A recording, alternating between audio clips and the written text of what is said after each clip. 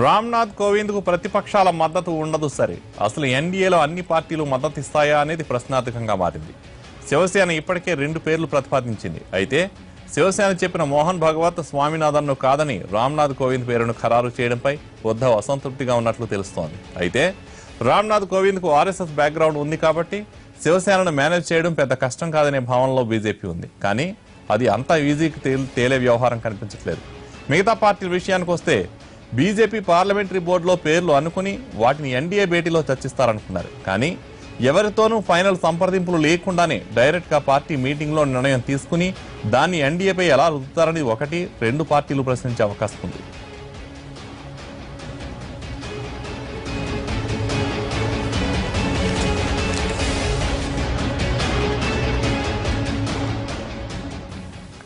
రాష్ట్రపతి అభ్యర్థిగా బాధ్యతలు చేపట్టేందుకు సరైన వ్యక్తి రామ్నాథ్ కోవింద్ అంటూ ప్రధాని మోడీ ట్వీట్ చేశారు.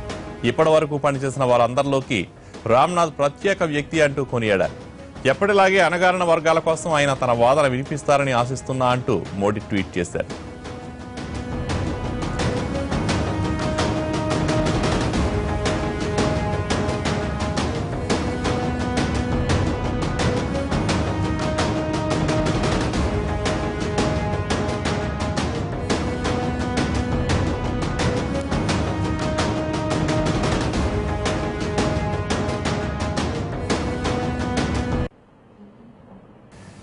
ఎన్డీఏ ఎంపిక చేసిన రాష్ట్రపతి అభ్యర్థిపై ఇప్పటికిప్పుడు ఎలాంటి కామెంట్స్ చేయలేవని రాజ్యసభలో ప్రతిపక్ష నేత గులాం నబీ ఆజాద్ స్పష్టం చేశారు.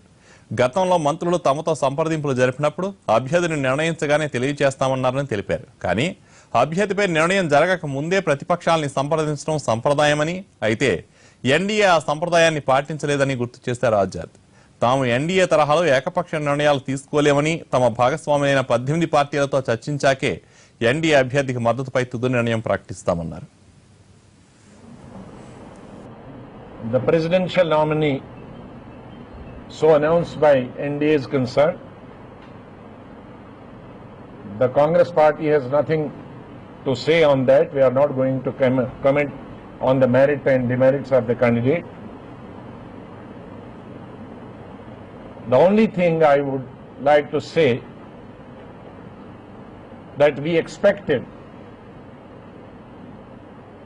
that before they take the final decision on the candidate, they will come back to us, they will come back to other political parties. I think each political party, opposition was given to understand